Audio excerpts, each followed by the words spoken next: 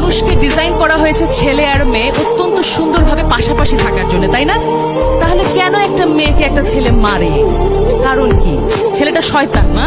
দোষ না, ছেলেরা অনেক ভালো। রফিক স্যার কি দাঁড়াবেন একটু? এই যে রফিক স্যার, উনি আমার ছোটবেলার বন্ধু, উনি আমার সকল পরীক্ষায় আমাকে নোট দিতেন। তাহলে ছেলে মেয়েতে কি বন্ধু হয়? মনে রাখতে হবে তুমি একজন সুন্দর ছেলে। ছেলেরা যখন মেয়েদের পিছে দৌড়ায় দুইটা জিনিস হয়, হয় হিরো হয় নাহলে ভিলেন হয়। তুমি কি হইতে চাও? হিরো।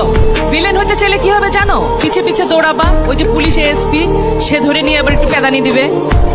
মেয়েকেও পাবা না, মাইরও খাবা। ভাই ভালোই তো বাসছিলে, তুই কি দোষ করলা, তাই না?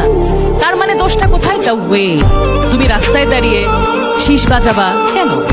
তুমি ভদ্র হয়ে দাঁড়াও, তুমি তাকায় দেখো, মেয়েটাকে তাকায় না দেখলে মেয়েটা কিন্তু হার্ট অ্যাটাক করে মরে যাবে, যে তাকাই না ছেলেরা আমার দিকে, ঘটনা কি? কিন্তু সেই দৃষ্টি থাকবে সৌজন্যমূলক, সুন্দর।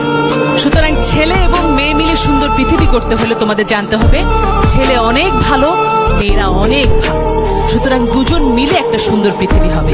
নিজের শরীরকে যত্ন নিতে হবে দুটি কারণে: নিজে সুস্থ হয়ে গড়ে ওঠা, নিজের যত্ন নেবে, তাহলে কি হবে? অনাগত যে বাচ্চাটা আসবে সেটাকে মনে রাখতে হবে, একটা মেয়ের পেটে একটা বাচ্চা মানে সেই মেয়েটি মা হচ্ছে আর ছেলেটি বাবা হচ্ছে, আর তাদের বাবা মারা নানি দাদি হচ্ছে।